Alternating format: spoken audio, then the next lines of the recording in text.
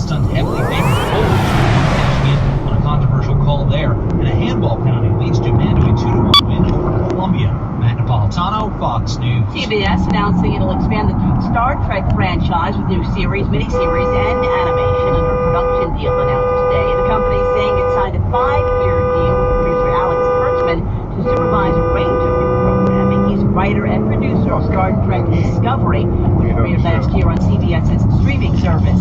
Lisa Latera, Fox News Radio.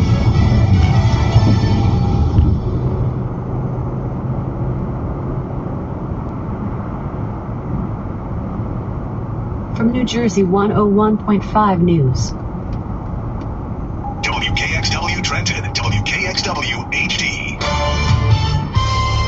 From New Jersey's most listened to station, here's your evening flash briefing from New Jersey 101.5. I'm Joe Cutter.